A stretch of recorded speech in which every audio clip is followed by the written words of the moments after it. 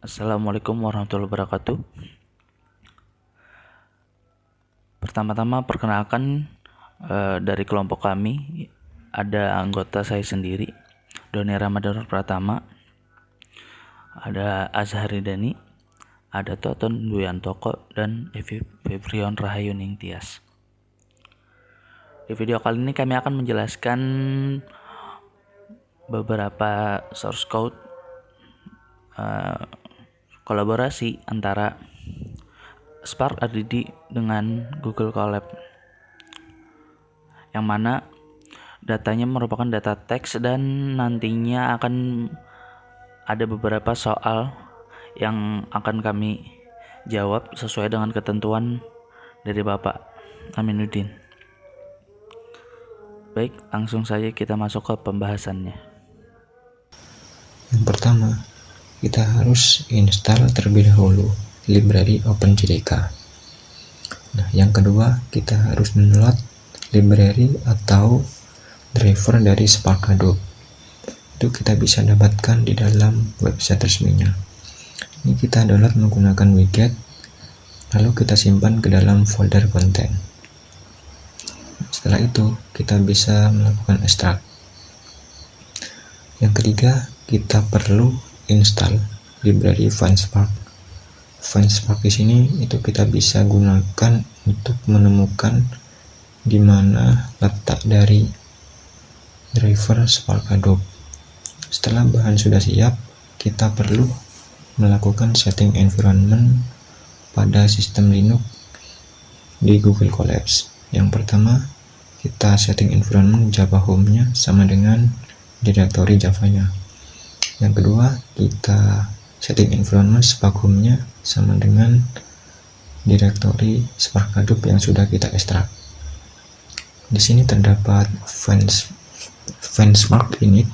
Nah, di sini digunakan untuk menemukan atau mencari di mana letak dari driver atau library dari Spark Hadoop.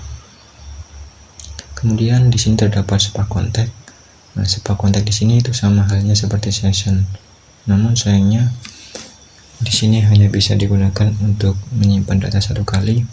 Artinya, jika kita melakukan pemrosesan data pada Spark Contact yang sama, maka pemrosesan data yang sebelumnya akan hilang.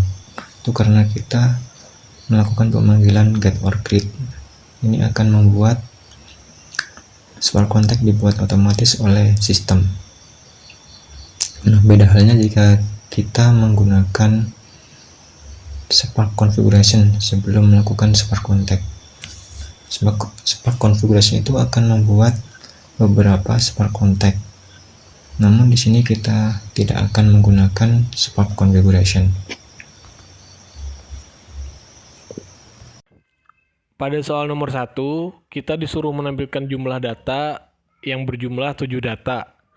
Data tersebut dimasukkan ke dalam variabel data.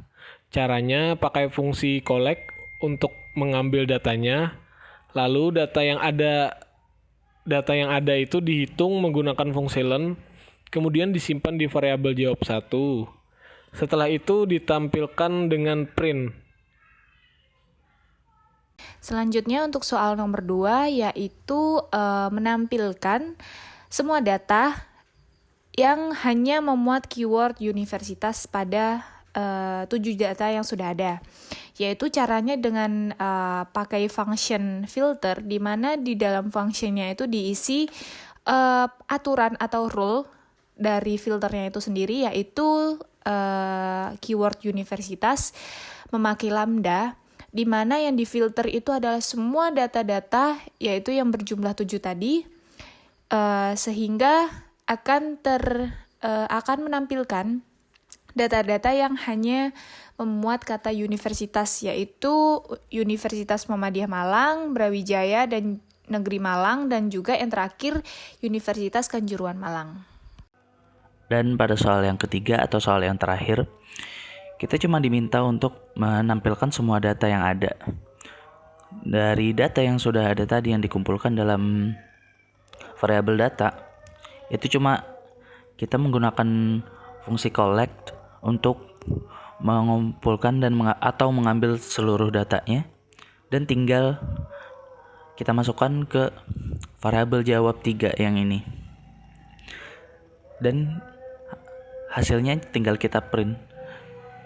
Maka dari itu semua data yang ada di dalam variabel data yang sudah disimpan tadi akan langsung tampil dengan secara keseluruhan seperti ini.